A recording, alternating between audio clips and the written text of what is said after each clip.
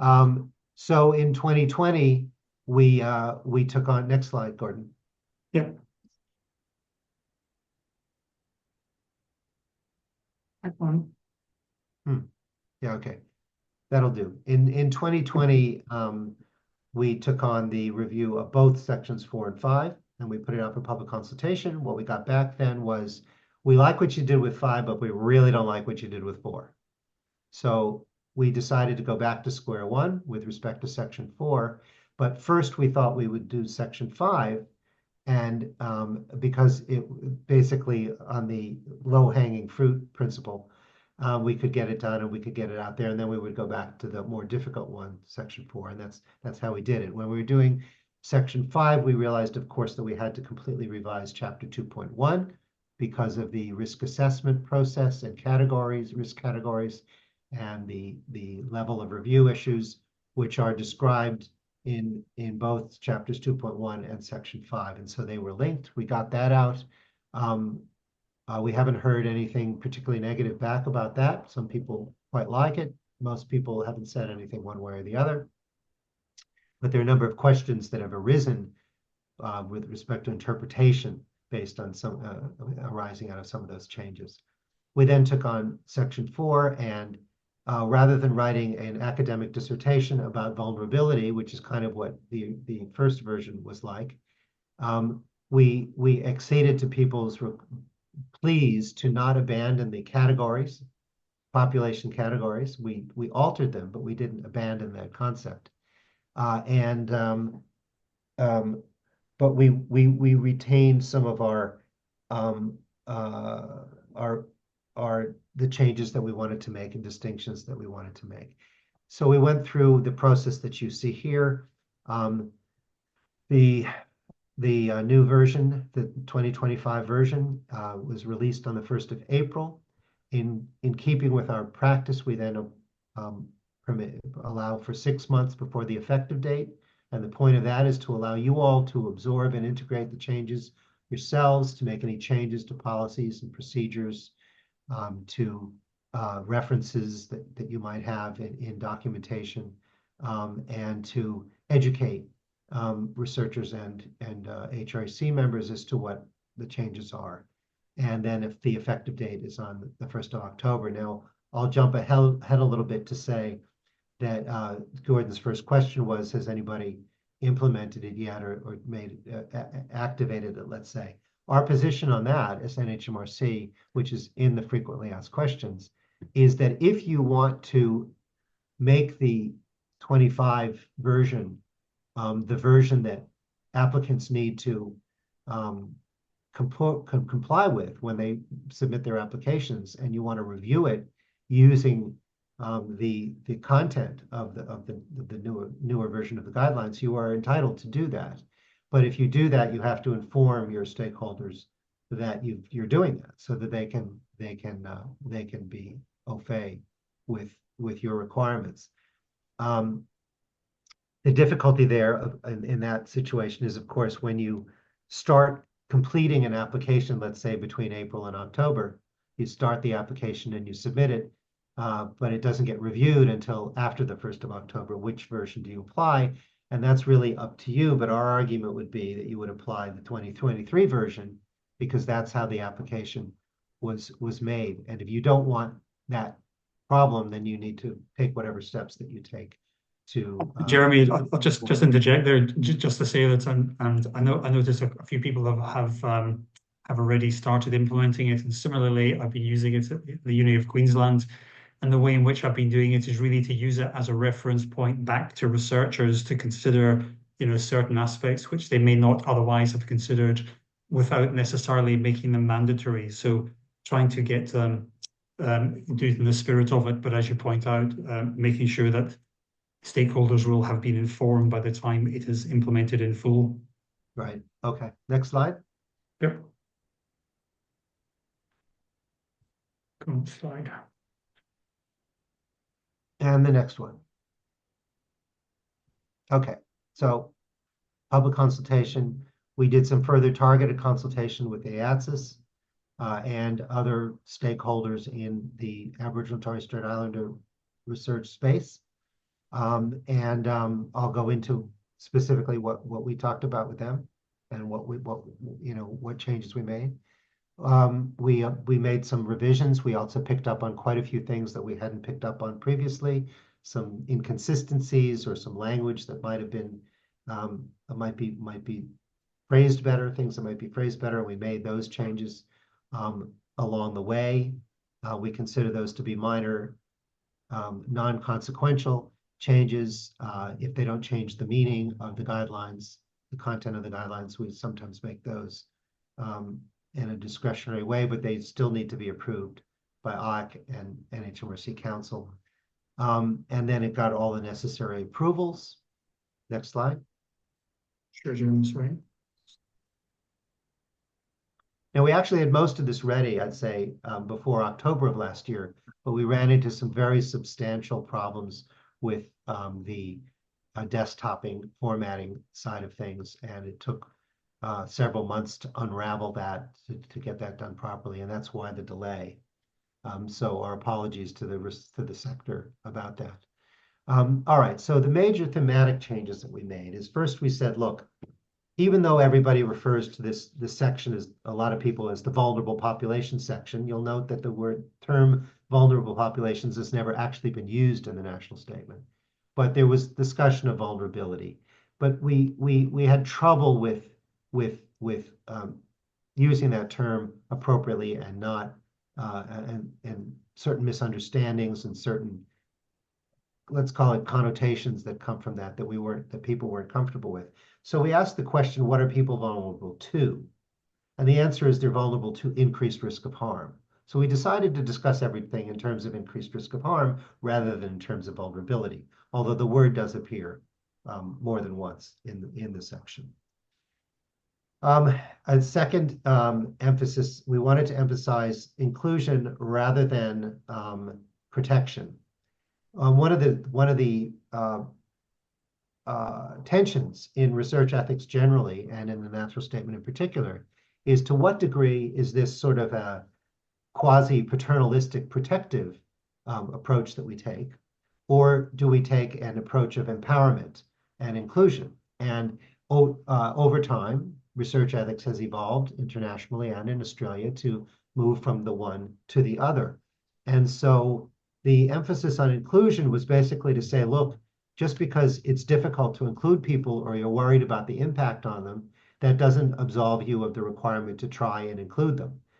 The emphasis should be on inclusion, and you take whatever steps you can are necessary, and that is then assessed by the ethics committee to see whether you've appropriately done everything you can to include people who might be considered at increased risk of harm.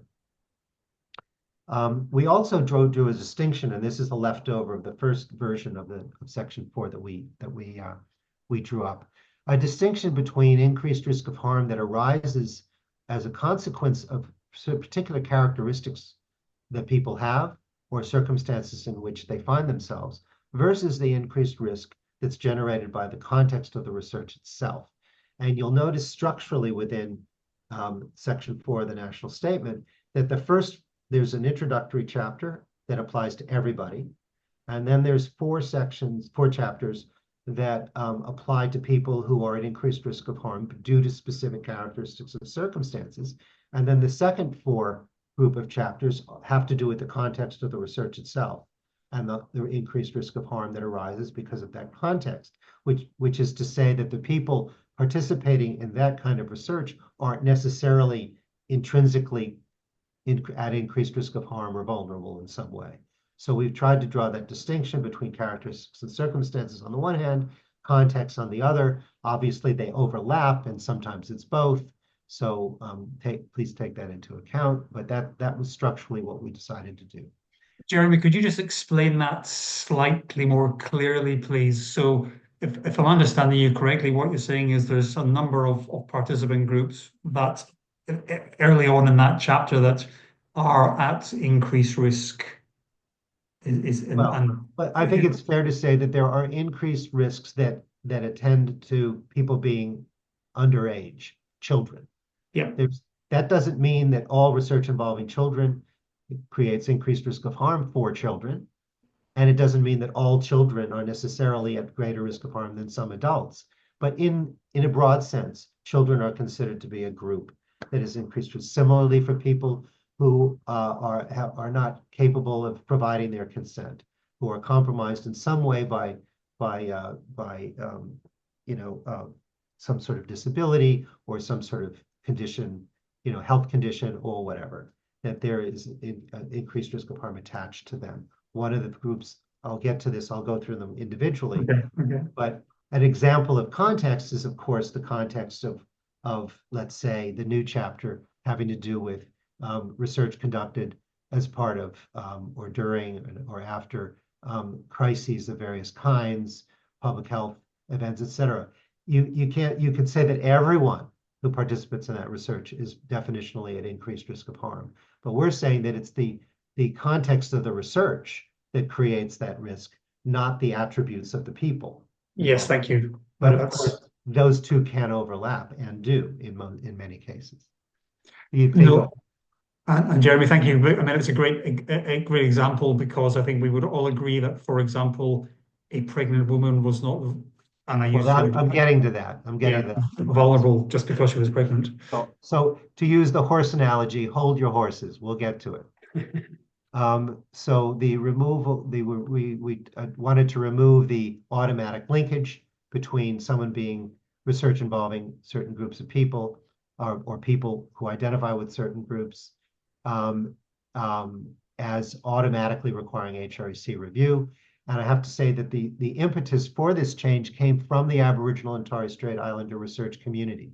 That is, Aboriginal and Torres Strait Islander people themselves, who said, look, there's obviously low-risk research that's conducted with our involvement, and we want that to be able to be reviewed as low-risk research and not have to go through an HREC. So please change the national statement. And we then said, well, that's true of everybody. And so we wanted to break that link. What that means for you is that assessing whether HREC review or non-HREC review is appropriate for a particular research project is a case-by-case assessment. You can't say it involves children or it involves this group of people, and therefore it must go through an HREC. Now, we tried to do this with clinical trials and genomic research in 2018, and hardly anyone noticed. And so what we tried to say there, just because it's a clinical trial, it didn't need HREC review, but no one noticed. So we made it much more transparent in 2023. We're hoping that the 2025 national statement makes this clear. We also wanted to, we made some changes with respect to Aboriginal and Torres Strait Islander research context. And the main thing we wanted to do there was we wanted to push people to use the NHMRC's Indigenous Research Ethics Guidelines and the AATS's Code of Ethics as their primary source rather than the national statement itself. We didn't want to try and repeat what's in those documents, which were much more detailed and comprehensive, by including it all in the national statement. So we just are basically pointing to those documents while making some overarching statements that we want people to think to. But our position is, if you're going to do that kind of research, you can't just rely on the national statement. You must review one or both of these other documents or sets of documents. Okay, next slide.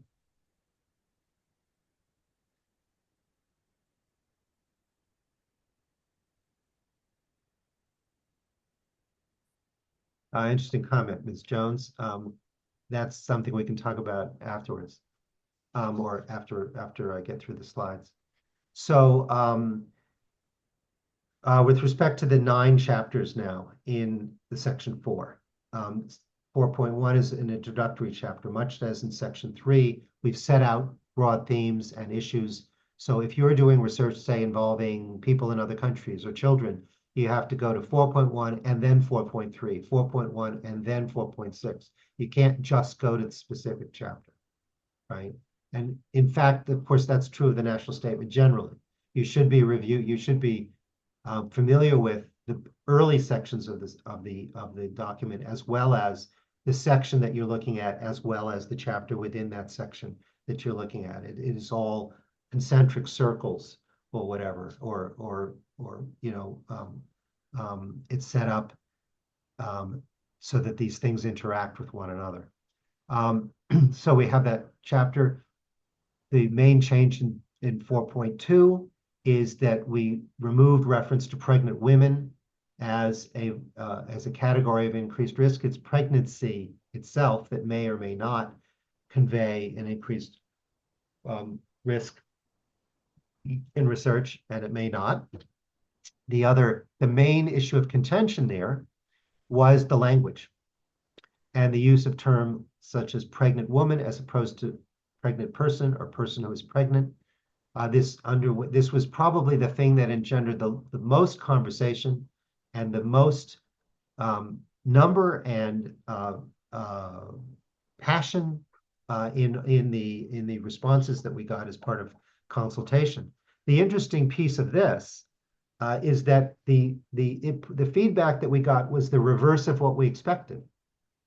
What we expected was that the majority of people would weigh in and say, look, we have to go with current language, contemporary language. We have to recognize, all sorts of changes in concept and language that are now part of life in government and academia and in the world. And the national statement should reflect that. So it should dispense with use of the word woman and only use the word person. That's what we expected to get back. That is not what we got back. What we got back was the majority of people who provided input said, do not under any circumstances abandon reference to women, that disempowers women. It undoes decades of effort that people have made to make women's participation in research more prominent and equal to men. And that if you do this, not only will that undermine that, but we won't be able to track things. We won't be able to say this is a research project that we're doing into the differences between the effects of a particular drug, let's say, on women and men, biological, creatures known as male persons and female persons. We won't be able to do that research properly if we can't use the word woman, or we can't use female, or whatever we decide to use.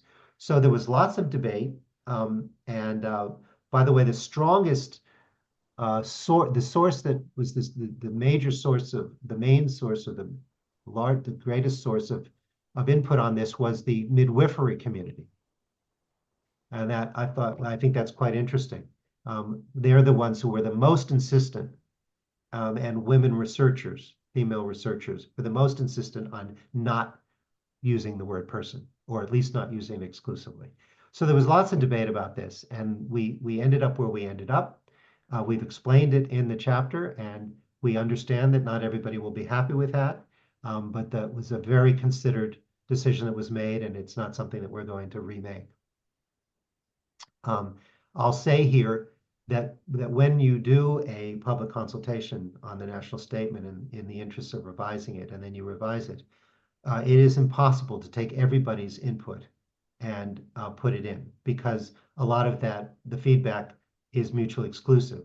People want two different things that are not compatible. And we have to make the decision which of those positions we're going to take, or whether we're going to take a third or a fourth path in implementing that. And that is a collective decision made by the staff at NHMRC, the committees, working groups that are involved, the AHEC and the council, and others. But the example that I like to provide on this is, when we were doing section 3, we had a question of whether to use the national statement language that had been in effect since 2007 on types of information, personally identified, re-identifiable, and non-identifiable, or to use the privacy acts and guidelines language of personally identifiable and de-identified. And the reason that the national statement language was different was they didn't think that the privacy language was clear enough, because de-identified could mean re-identifiable or non-identifiable. And so we asked the question as part of that consultation, which should we use? Should we go back to the Privacy Act language because it's more nuanced now, they'd added some explanatory information, or should we stick with the national statement language that was adopted in 2007? We had 98 submissions. 49 people said go with the Privacy Act. 49 people said go with the national statement language. Where does that leave us? In that particular case, we decided to do neither. First, we tried to create our own new categories, 4 or 5 of them. Then we said, no, this isn't working. We threw that out and we went with none. So if you read section 3, you'll see that we don't actually use those categories. So that's an example of how we need to take things into account, but we have to make a decision at some point, which is not going to please everybody. In chapter 2.4.3, we've extended the guidance and clarified certain things. We've got a little table in there in the chapter that helps sort of summarize what some of the narrative information is intending to say. And we've included the concept of assent to participation in research as a feature of the chapter. You may or may not know that the children's hospitals aren't happy about the use of the word assent. They like to call it consent, and consent in both, not just in a sense, the ethics sense, but also the legal sense. But we decided that the use of the word assent was useful, was helpful to explain what we were trying to explain. Chapter 4.5 is the merger of the current 4.4 and 4.5. We felt as though the issues were best presented in that way. People seemed to be pretty happy with that. We didn't get any feedback on that when we sent it out in 2023 for consultation. As I said, we strengthened in 4.7, strengthened some of the language pursuant to language that was requested, that we were requested to use, and we emphasized the importance of the documents that were outside the national statement. The new chapter on research conducted during natural disasters, public health emergencies, or other crises. No points for guessing why that came about, we're hoping that that will be useful to folks for the next pandemic or whatever disaster we face next, crisis we face next. Next slide. Sure. No, back up one. Right. So when we make changes to a section or a chapter in the national statement, inevitably it has flow-on effects to other chapters and sections in the national statement. And in this case, there was some revised language in the preamble, again, largely related to requests from the Aboriginal and Torres Strait Islander research community. There were changes made in the purpose, scope, and limits chapter, in particular, for example, to provide a new definition for human research, which is the ARC's definition, and to discuss in some more depth what things might be research that are not human research, to which the national statement does not apply. A change in one particular paragraph in section 1.2, which is the peer review issue that most people are familiar with, where it seemed to suggest that if a peer review had been conducted, that HRECs were not able to address science issues with respect to scientific matters. So we changed the language there a bit. And we reduced the number of terms used in the document to include only those that weren't obvious to everybody or that weren't defined within the text itself. We also made a number of, but all minor changes to chapters 2.1, section 3, and section 5 to clarify or improve the language and to correct some errors that people had pointed out to us so that we spotted ourselves. Okay, next slide. So that's where we're at. When we do the new NHMRC, new national statement, we also need to make changes to the HREA. They're usually quite minor, and they are in this case as well. We may be making some larger changes to the HREA in the next couple of years. We may not. And that's being discussed with a number of different parties. We make the revised HREA available just before the effective date of the new national statement. So if you're effectuating the new national statement now, you're going to be, might be a slight disconnect between that and the HREA, because that new HREA won't be out till probably September. Next slide. So in terms of how we implement this, there are those facts on the national statement webpage. They're relatively administrative and deal with some summary of content, but we also are thinking about how we provide other material to support the integration of it and to address issues that aren't addressed or are addressed more in a less detailed level in the national statement. So we're working with how we're going to present what we might call supplementary advice or guidance. And some analogies for this might be that we have, for example, information out there on payment of participation in research and safety monitoring and reporting, and the document on how this applies to, say, non-research activity, such as quality activity and all. And these are guidance outside of the national statement, and we'll probably be leaning on that a bit more. We're, for example, going to be developing some guidance for HRECs and reviewing research involving AI. And that's not going to be a new chapter in the national statement. It's going to be a separate tool or document. We'll do some education, but it's mostly going to be me going out to, online to groups like this, individual HRECs or collectivities of people, to set, to make this presentation and answer any questions. We're not going to be doing webinars as of now. We have no plans to do things like webinars. Because we have been engaged in review of the national statement continuously since 2016, we are closing the door on any major reviews in the national statement for a number of years in the future.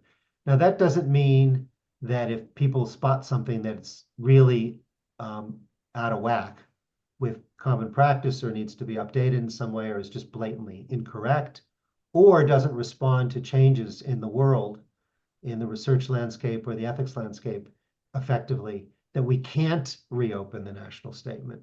But we're not going to be doing a large chunk of it. We'll address the discrete issue. And the case will have to be very strong for us to open it up again, because we have very limited resources and other priorities. And we need to need people plenty of time to bed down, understand the changes, implement them, include them in their processes of review, and there's a risk here of change fatigue or exhaustion, whatever it's called, that arises because of the major changes that have been made in the last 2 years. So I'll stop there. I know I've spoken very quickly in order to allow plenty of time for questions. So let's get to those questions. Thanks heaps, Jeremy. And look, let me just say that I do personally, I do feel this is a really progressive publication. I think it is incredibly helpful. I like the 2023 version. I like this one particularly because of the table in section 4.3, because in 4.7, in relation to First Nations research, it puts some responsibility on institutions to ensure that applications are reviewed in an appropriate manner by appropriate people. And I think that has potentially until now been a bit of an abrogation of responsibility. So congratulations to yourself and group. If no one's given you feedback so far, personally, I think it's really good. Now, what I'm going to do is I do have a few questions. But I'm going to let the individuals speak for themselves. So Michelle Banfield, if you're there and you'd care to comment, you did make a comment earlier about the way you liked the section on mental and physical impairment. So if you want to make that comment, that would be helpful probably for everyone to hear, if you are willing to do so. If you're still there, that is. Okay, well, Michelle isn't making that comment, but basically she said she liked the section on mental and physical impairment. She found it very respectful. Deb Zion, do you want to ask your question if you're there, Deb, still? Oh, this is hard. Righto, Deb said, is the section 4.7 consistent with the Victorian statement on Aboriginal Health Council's VACHO statement? Do you know? I don't know the answer to that question. I do know that we had very significant participation of people within the broader Aboriginal and Torres Strait Islander research community nationally, inclusive of people who reside in Victoria, but that the VACHO, if it's the one that I'm thinking of, there's quite a lot going on in the ethics review space in Victoria at the moment, and that most of that is not lined up with the work in the national statement. So our work preceded that, but we did have input from all of the existing Aboriginal and Torres Strait Islander HRECs, as well as Lowitja, and extensive interaction with AATSIS and our own representatives within NHMRC, what used to be called the Principal Committees of Indigenous Caucus. It's now called the Indigenous Advice Group or something like that, that is made up of members, the Indigenous members of our principal committees, who all then meet together as a group. And everything that we do goes through them, and they provide their input. One of the things that is important to say here is that it is, as you I'm sure all know, it is a mistake to think that there is some sort of consensus or groupthink viewpoint within the Aboriginal and Torres Strait Islander research community. There's substantial debate within those communities about what's the appropriate way to do things and what's the appropriate way to say things and which things should be emphasized, etc. And so that that whatever we do will almost inevitably engender some sort of concern or disagreement, however minimal. And so we have leaned quite heavily on AATSIS's input on most of these issues. That's as it is. But so that's a long-winded response. The answer is no, I don't know whether it's consistent. Michelle, now I've sort of managed to sort out the unmuting problems. Do you want to make that comment about mental health research? Sure. Thanks, Gordon. I went, hang on. Yeah, so I mean, that's one of the things that I've faced as a mental health researcher over the years, and particularly because I'm a lived experience mental health researcher, and so the very patronizing approach of previous wording around, that people are automatically vulnerable and must be protected because of the fact that they experience mental illness actually doesn't account for the fact that most people are intelligent people who have complete capacity to make decisions for themselves, but also that research design really heavily comes into that. And I think the new approach that actually, number one, gives the agency back to the people without patting them on the head and telling us all how vulnerable we are. But number two, then puts the onus on researchers to properly consider that there likely is an increased risk of harm here that they are responsible for actually considering, puts a lot more of that responsibility back in the researchers' hands rather than HRECs automatically having to be the ones who are controlling all that sort of thing, and often doing it in quite stigmatizing ways, I have to say.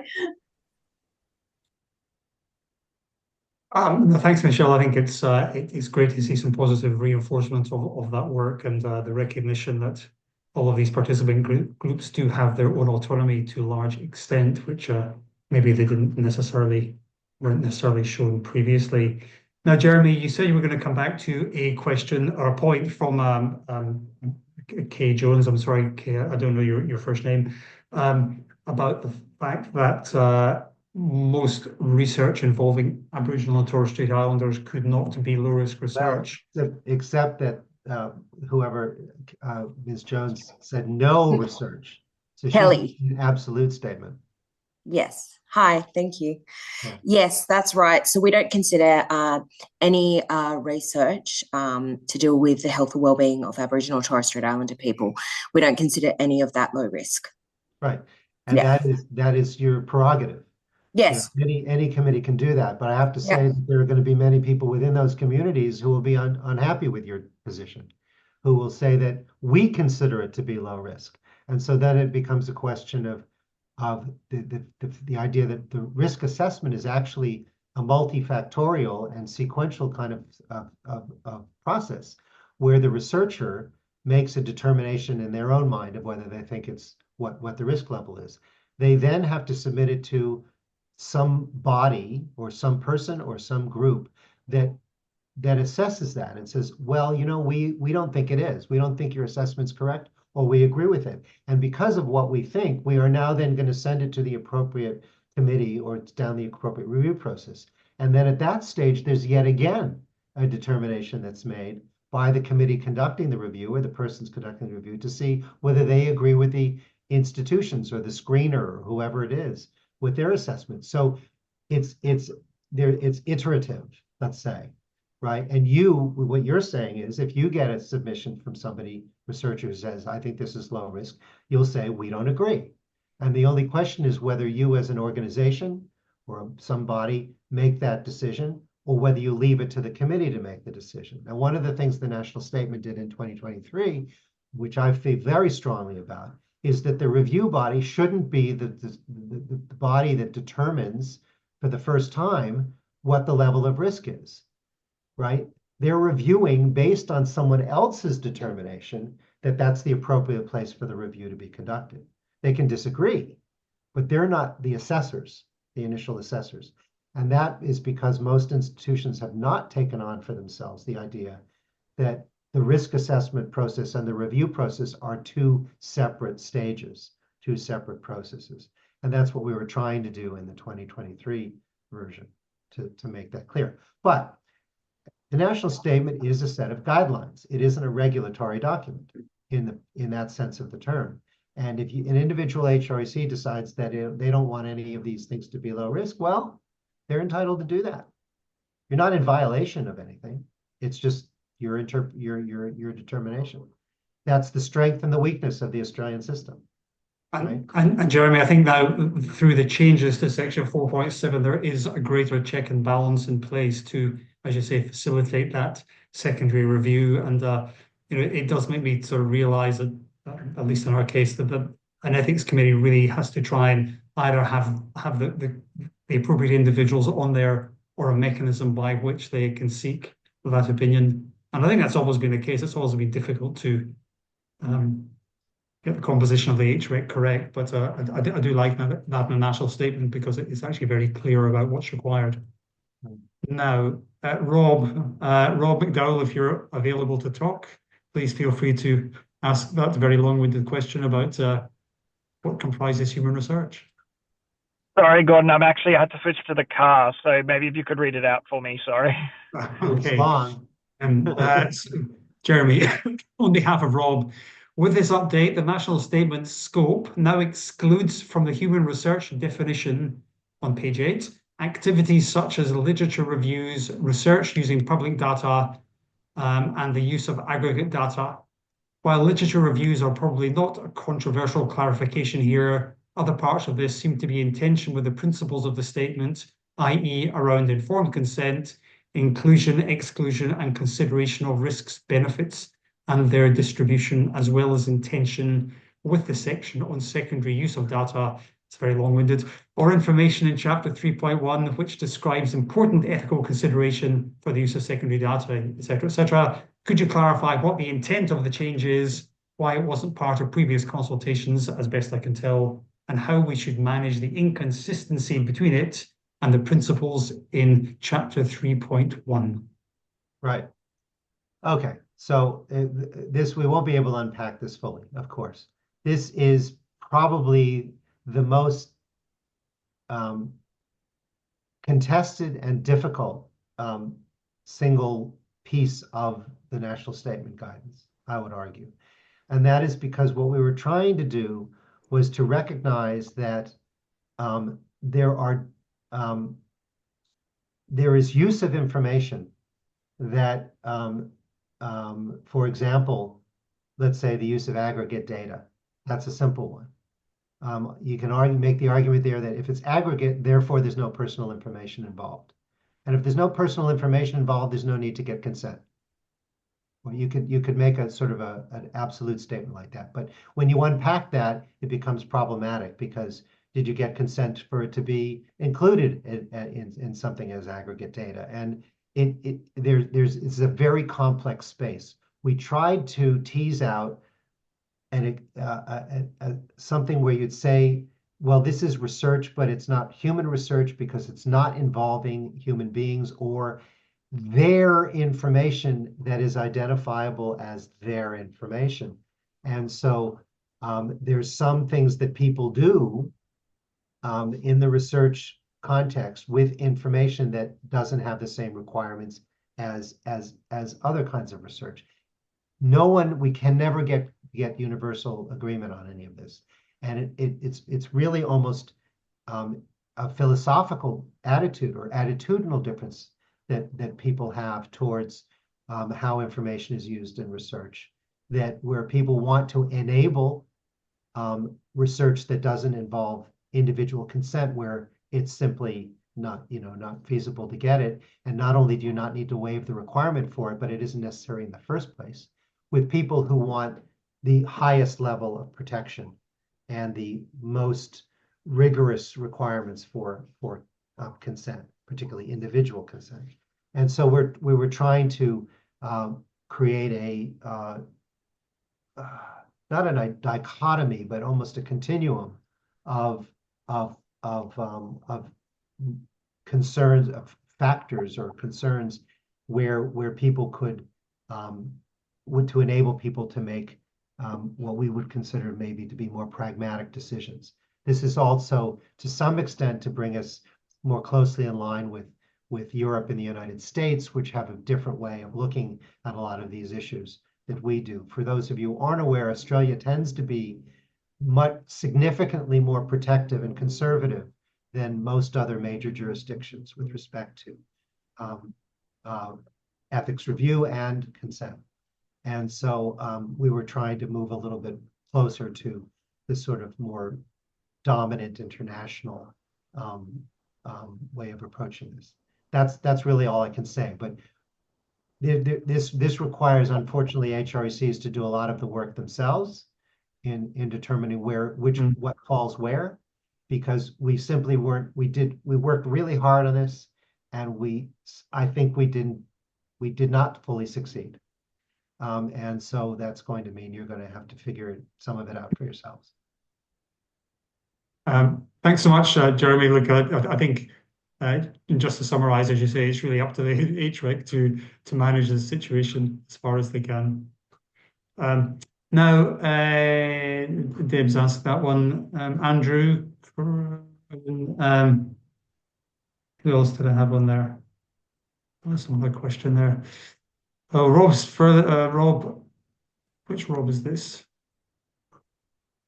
Rob Stanton. I'm guessing, is that you, Rob Stanton? So feel free, Rob, to ask that question.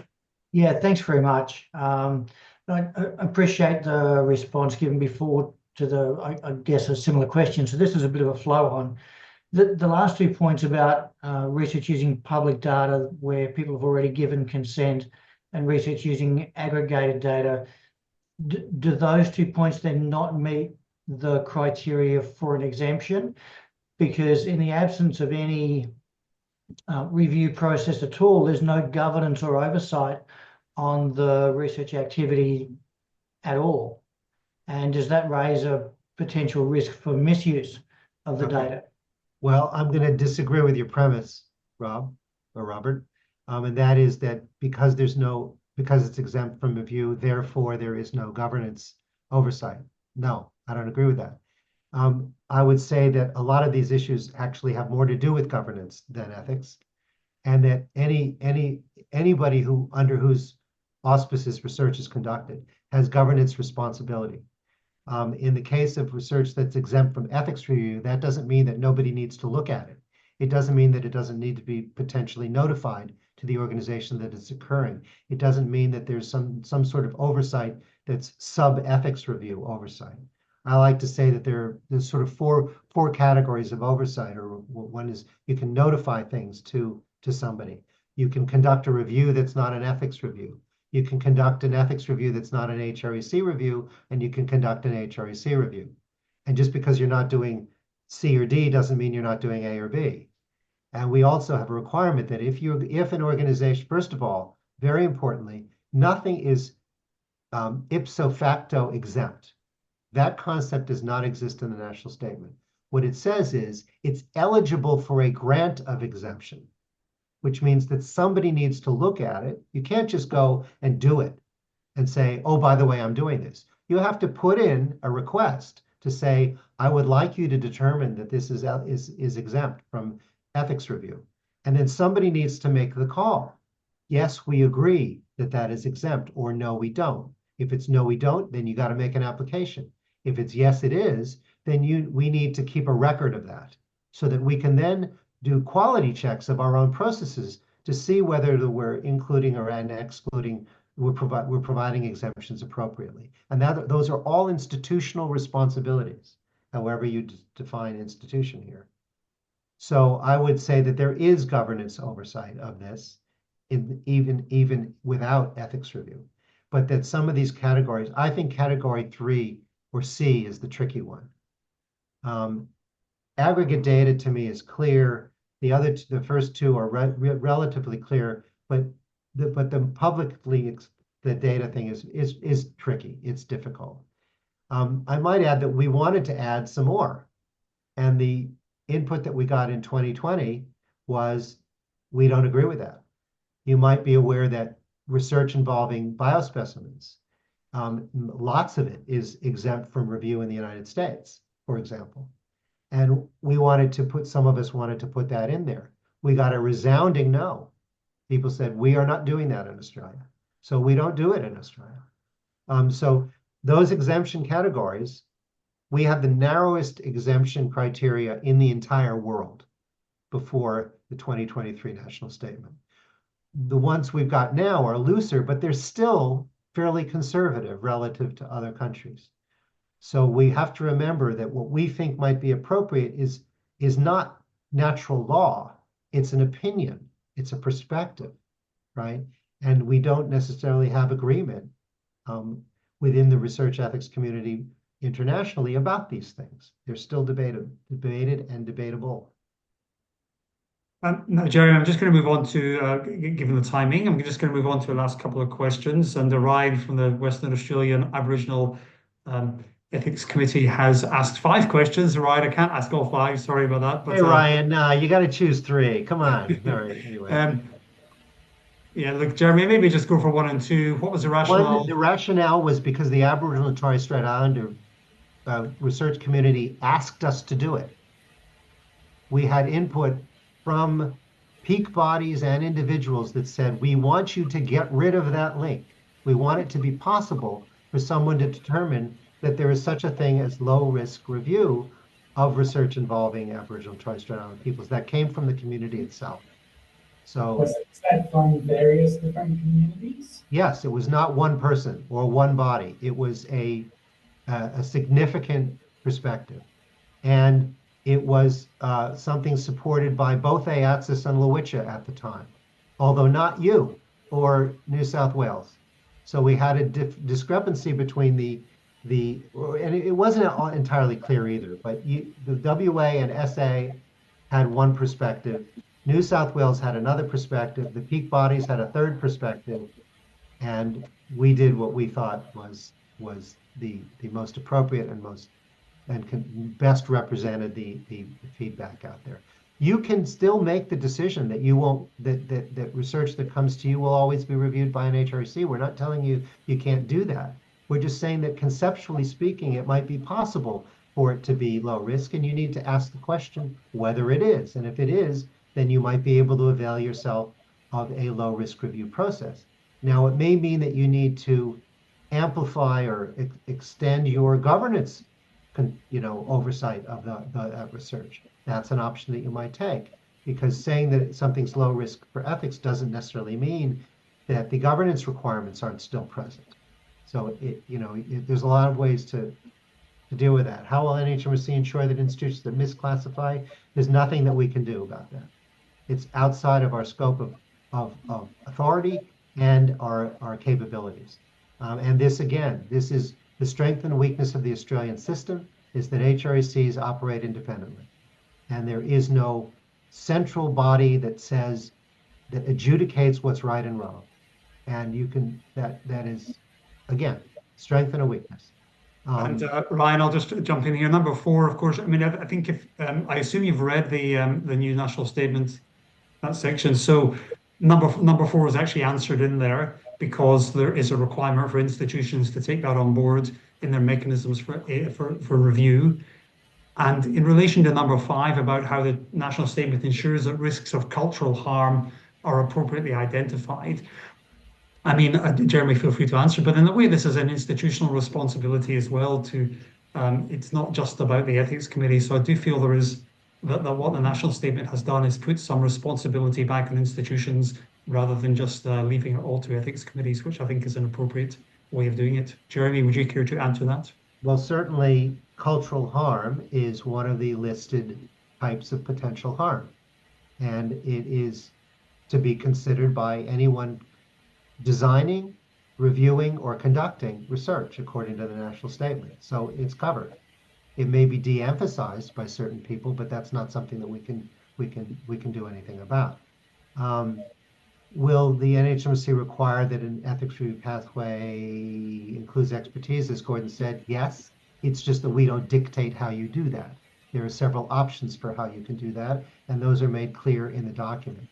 When people say we want every ethics HREC that reviews any of this research to have a standing member of the committee who is an Aboriginal or Torres Strait Islander, that's a wonderful idea, but it's practically not feasible.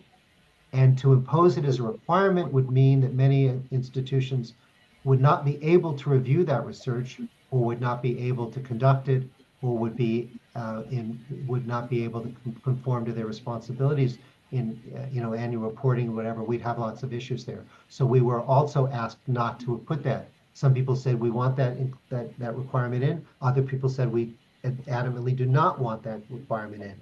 We want the flexibility to either refer out to gain expertise by asking people to co-opting people to a meeting, asking for written report. There are lots of different ways that you can do this. And so we didn't want to limit people in that way. And yes, they were very, very involved. Everyone weighed in.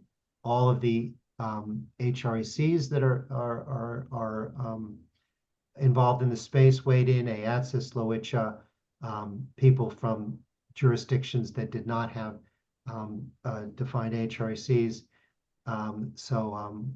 Yes, there was, but not only there was consultation, but not necessarily agreement. Okay, Jeremy, I think, well, Kazi Raman has just asked that last question about if it is considered to be low risk, does it still have to be reviewed by an Aboriginal review pathway? Well, that has to do with the institution that did the low risk and the AHMRC. It's not something that the NHMRC has an opinion about or a requirement with respect to. No, that's good, because it does again put the responsibility on the institution. Jeremy, thanks so much for what was hopefully for everyone a very enlightening preso. I just, like all of these things, we won't actually know how it's going to affect us until we in fact start to implement it. I notice a few people on here have started to implement it. As I pointed out, we have, I think Michelle Banfield mentioned it as well. And Robin Langham, I think, is about to do that. So it will be interesting to review this in perhaps 6 months about some of the issues of implementation, if indeed there are any. But Jeremy, from my perspective and on behalf of everyone, can I please thank you for the time you've taken on your day off, congratulate you and the group that did this for the changes, noting that it'll never keep 100% of people happy, but 95 or 98 to maybe as good as you're going to get. So thanks so much for your time. And you are always welcome to call or write, either to ethics or to me personally. Happy to engage on that level. And there's Jeremy's contact details on screen now. I'm not sure why you put your mobile phone number there, but there you go. That's completely up to you. But really, jeremy.kenner@nhmrc.gov.au. Thanks. Oh, okay, now we're going to move on now, and now we're going to hear from the wonderful Lisa Eckstein. Lisa is the ethics specialist at Bellberry Limited and the CTIQ program director. Daisy. Hi there. She has an adjunct appointment as a senior lecturer in the Faculty of Law at Uni of Taz, through which she publishes on the regulation of clinical trials, genomic privacy and consent. She has a particular interest in the development of effective and responsive governance strategies for emerging technologies.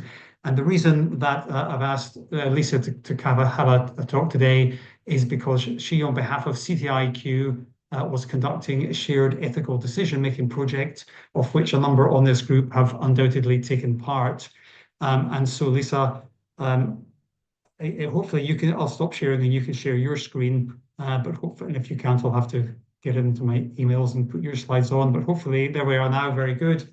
That's showing for you all right? Yep, looks wonderful. Lisa, thanks for joining us, and feel free to carry on and tell us about clinical research data sharing frameworks.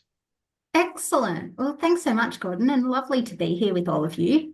I'm going to say let's consider this a taster of things to come in terms of giving you a sense of what we've been doing on this project so far. I'm aware many of you on this call have already contributed to this project, so a big thank you in advance. And a thank you also to Gordon, who's one of our project team members, and to Jeremy, who is part of our advisory committee for the project. I should have declared my conflict of interest there, but nevertheless. It's all right, I outed you. I won't go too much into CTIQ. For those of you who aren't aware of us, we are hosted by Bellberry Limited, and we do continuous improvement projects for clinical research in Australia. This particular project is in partnership with the Australian Research Data Commons, and so we're really working closely together with them on both developing the outputs of the project and also working through, the methodologies and so forth. We started this project around October last year to really have a think about how we're going to deal with the challenges many people in the sector are facing when it comes to governance processes for sharing clinical research data sets. So it's specifically focused on sharing clinical trial data or clinical research data, although of course many of the things that we're looking at do have some broader relevance. So many of the issues we're dealing with, the same kinds of issues that arise in clinical research may also arise in genomic research and registry data and so forth. But just because of where the ARDC is particularly focused, we are really particularly considering sharing clinical trial data. There's 4 main work packages for this project. We have developed and published a draft governance framework, including unpacking the legislation and other legal requirements that apply to data sharing in each of the jurisdictions. It's up on our website. I would encourage you all to take a look in case it may be relevant to your committees and assist you in doing some of those more complicated reviews where you are crossing jurisdictional boundaries and so forth. We will be revising that based on some of the feedback we got, but those revisions will be relatively modest. So I'm pretty comfortable that what's up there at the moment is pretty accurate. We did some consultations with the sector, particularly with people that are either seeking to access clinical trial data sets from others or seeking to share their own clinical trial data sets, or both. Again, that's up on our website. I won't go into it too much other than to say we heard all the things you would expect to hear, in particular, a lack of harmonisation in the sector, a lack of shared terminology, that what one person or committee meant by de-identified was different to what another person or committee meant by de-identified, and so forth. But what I'm going to particularly talk about with you today is a shared ethical debate exercise that we are in the process of conducting at the minute. All of this is going to feed into our final toolkit, which again will be up on our website and free to access. This will include resources for everyone in the sector to improve clinical trial data sharing. But one of the things we particularly anticipate including, and we'll be looking for feedback on, is a guide to assist researchers with submitting ethics applications for clinical trial data sharing. Okay, so what are we doing as part of this ethical review body benchmarking exercise? I first want to say we have not made up this methodology ourselves. This is a methodology that we have taken and adapted from the UK, where the NHS has successfully conducted a number of these benchmarking activities with their research ethics committees to get a sense of areas of consistency and variation when it comes to ethics committee reviews. Up front, I want to be really clear that variation in HREC reviews is not and will not be considered a marker of a lack of quality. And Jeremy and I have had a number of conversations about this. It is useful to understand areas of variation, and I'll talk a little bit about why in the next couple of slides, but the mere fact of variation is not in itself a bad thing. As we're all very aware, HREC assessments are subjective. We want them to be subjective. We want local factors to be taken into account. And when you have different groups of people making subjective judgments, we expect that there is going to be variation. Okay, so I just wanted to get that up front so that no one was thinking that this was an exercise where we were looking for a committee that provided us with the right answers. That does not exist.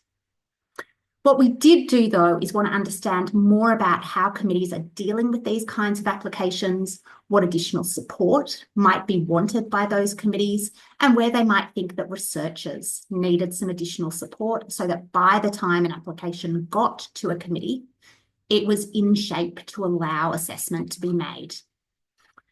We had 3 parts of what we're doing. First, we had a survey to ask ethics committees their experiences, barriers and enablers, what's going well for you, what is letting you down a bit. Then the real meat of this project, review of a dummy application that we invited all Australian ethics committees registered with the NHMRC to participate in, followed by what we're currently doing, which is a content analysis of de-identified minutes. And we will be doing some post-review interviews with chairs and executive officers who've self-nominated to get a sense of what may happen when a researcher got back to the chair or committee with the responses to their questions. Why are sheds really important? So I love this methodology. I won't go too much into the weeds, but I think it's also really useful for secondary data sharing. It's probably the context where HRECs are most clearly operating as a quasi-tribunal because they're authorising actions that would otherwise breach an individual's right to privacy. And that's a pretty big thing. That's a big responsibility that we lay on the shoulders of ethics committees. There are legal consequences for ethics review bodies that fail to deliberate in accordance with the guidelines where the review is happening under the Privacy Act or a State or Territory Act that has included HRECs in its regulatory schema. And we also have these really quite ambiguous and or subjective principles that the deliberation is grounded in that often don't have a huge amount of explanation supporting them. Sometimes there's a little bit in the national statement, but we don't have the kind of precedent-based framework that courts have. We can't look to the judgments of other HRECs to help guide our decision-making about what's meant by impracticability, what's meant by a participant being reasonably likely to have consented if asked. These are really tough and subjective things to work out. So we can learn a few things from doing a shared ethical debate activity. First, we can work out and we can quantify where ethics committees are focusing and potentially not focusing our attention. It gives us a sense of what committees are honing in on and also whether there are requirements in a national statement that are less commonly being picked up by ethics committees. Perhaps one of those ones that Jeremy mentioned where it's been in there all along, but people aren't necessarily aware of it. We can quantify variation, as I mentioned before. This is not about being bad. This is just about working out where we are all differing in our opinions. And in some instances, we might be able to see indications of a lack of reasonableness in decision-making. Now, again, this is rare. None of what we're doing is going to name and shame ethics committees, but we may be able to see some instances where we think some additional guidance is needed to ensure that ethics committees are properly assessing the proposal against relevant laws or guidelines. Now, I mentioned finding out variation isn't about determining quality, like, yay, we all 80% agreed on something. That means we're doing a really good job. Where I think understanding variation is useful is for these three things. First, it allows each ethics committee to do its own process of self-reflection, to see, okay, this is about where we sit in the landscape of ethics committees. Are we comfortable with this? Are we still feeling pretty confident that the way we're doing decision-making is the way that we feel is ethically optimal? Where we do have areas of variation, we consider consensus building activities. Now, there'll be some things we can't reach consensus on, right? There'll be some things where we simply say, you know what, each of our committees and each of our chairs just fundamentally disagrees, and that's okay. But there might be some things where we are, as a community, able to come together and agree on some shared approaches for interpretation that will allow greater consistency and certainty for researchers.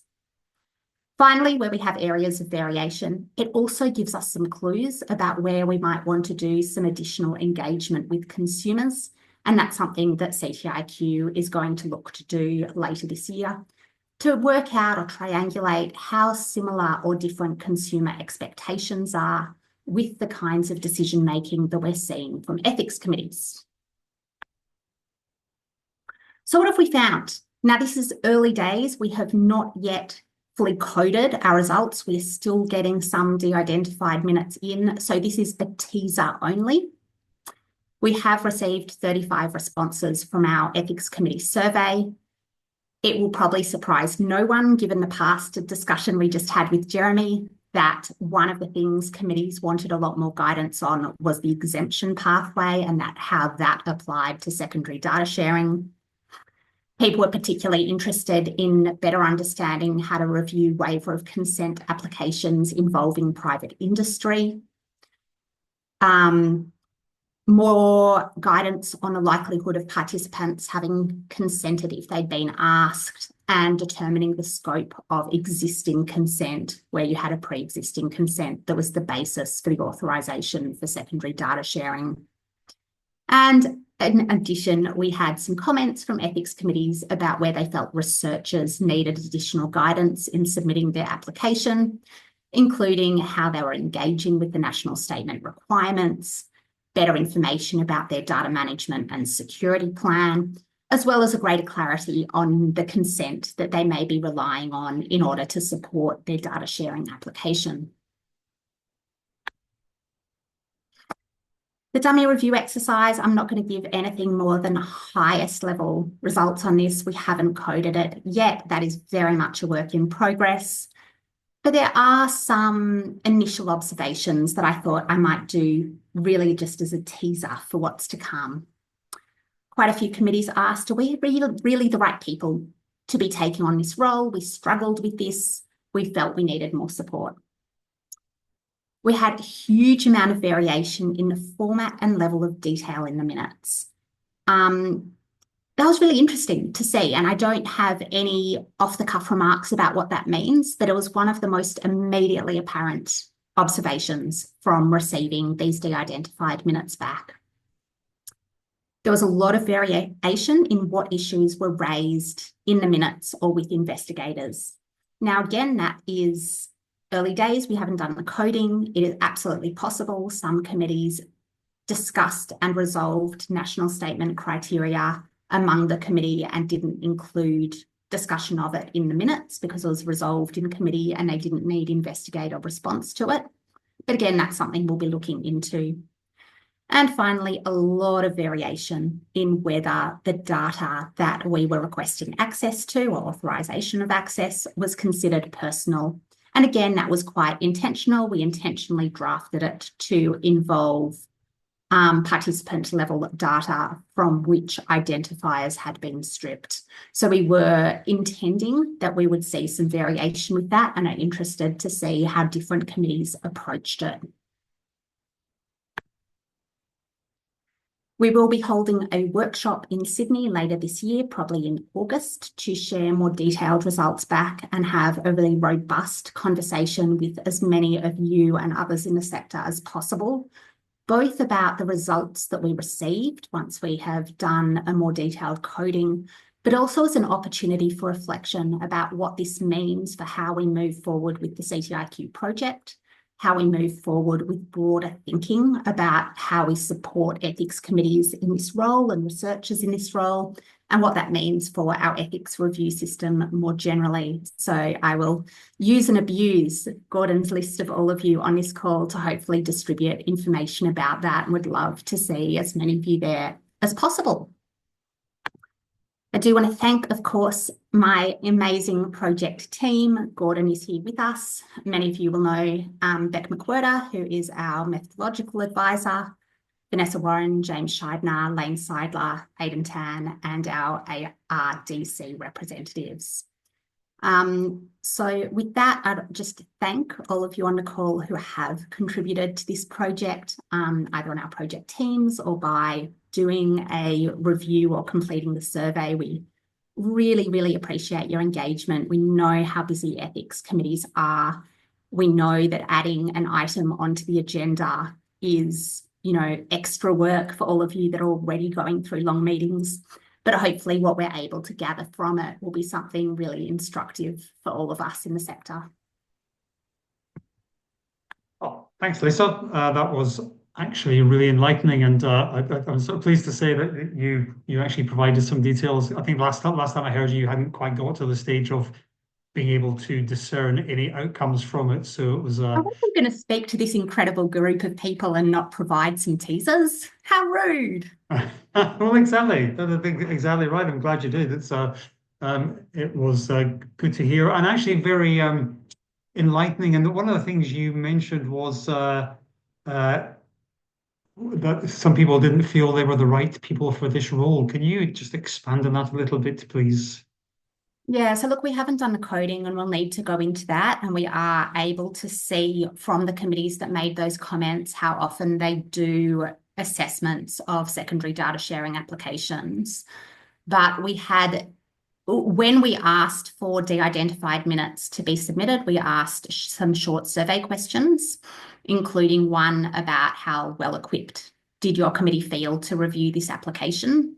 And in that question, we had several committees respond that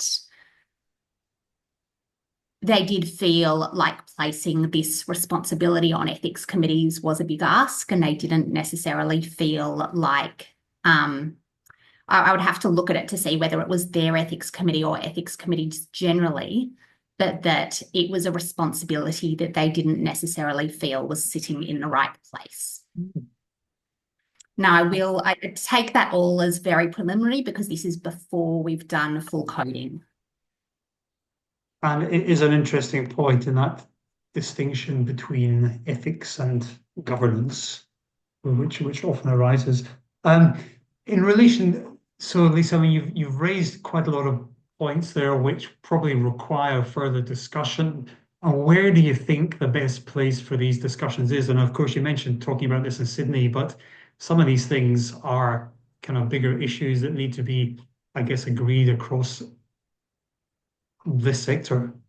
How do you envisage that taking place? I'm so open to a range of doing it. The HREC conference might be a good place for it. It might be that Jeremy and I have a chat about whether there's a way that through the NHMRC we can discuss it as well. We'll be doing a range of ways of sharing things with the community, from peer-reviewed publications to workshops to toolkits on our website. But what I'd really like to see is that information then feeding into broader conversations late this year and next year about how we move forward.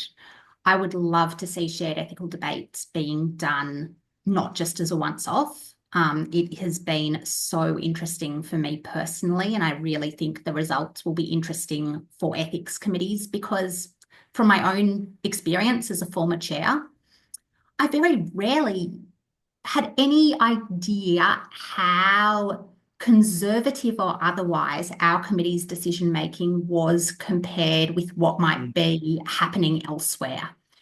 Sometimes that was fine because I felt really confident that our committee was making really reasoned, sensible, informed decisions. And other times I would have loved, for example, to know how other committees were thinking about the impracticability requirement. Is financial impracticability only enough? How impracticable does it have to be? That some of those things, you're sort of working in the dark.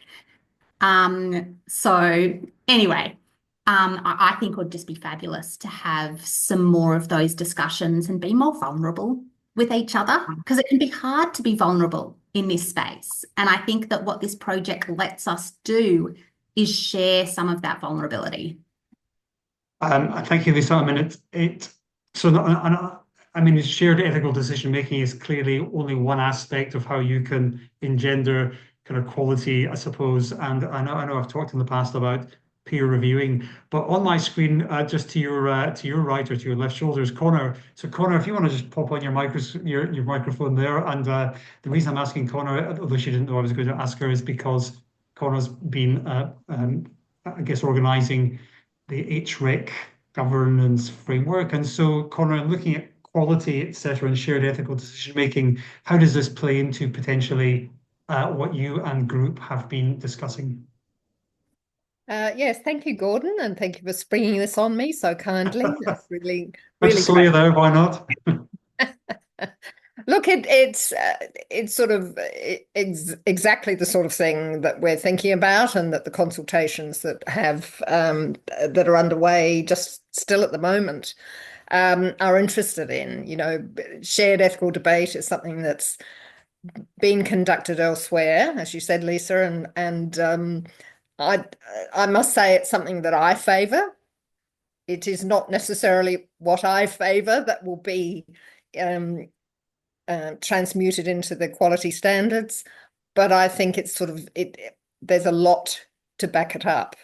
And I think in Queensland, some years ago, we did something similar. And that was terribly enlightening, very interesting. As well as the discussions that we have in the HREC conference. All of that is really helpful. It gives committees confidence. It allows them to sort of think about other views, things that they haven't considered at all. It is an incredibly difficult area.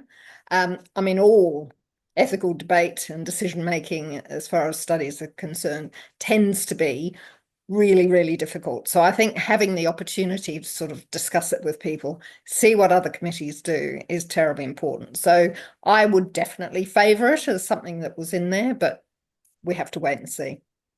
Thank you very much. Thanks, Connor. I think that's good to know that there's still an opportunity to take these things on board, because I think one of the criticisms of, as you know, of the quality standards were that even though they're meant to be quality standards, if you don't determine quality of review somehow, then are they really where we need to be? And clearly, I think we need to revisit this, Lisa. And I think it's a great opportunity to look at the outcomes of this, and I guess as a pilot study anyway. So ideally, you can do this in a more fulsome manner or from time to time, but it's probably one of the few ways we can move forward with determining where we sit as ethics committees. And I guess the only other comment I'll make there is I don't think there's any substitute for going and sitting in other ethics committees just to see how they work, because otherwise you'll never know.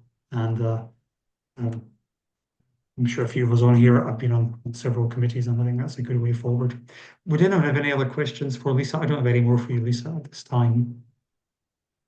Oh yeah, one thing actually, Lisa. if you could just provide the web address that you refer to where the framework consultation report and toolkit are located. Sure. One sec, I'll pop it in a chat. Yeah, thank you for that, and I'll just leave that up there. Meanwhile, I will thank Lisa for her presentation, and I think it's a really good adjunct to Jeremy's one, and with Connor's comments adding to quality of ethics review. So what I'm going to do now is just move back to wrap this sort of little meeting up, sort of. And I'm going to talk about briefly, share, where are we? Sharing, give me a second. Yes, this is what I'm going to talk about now. So I just wanted to add to, and Lisa sort of introduced this to some extent, that what we're doing, of course, is having our 6th national conference in November this year. But what we're doing this year is we're making it as Australasian as we can.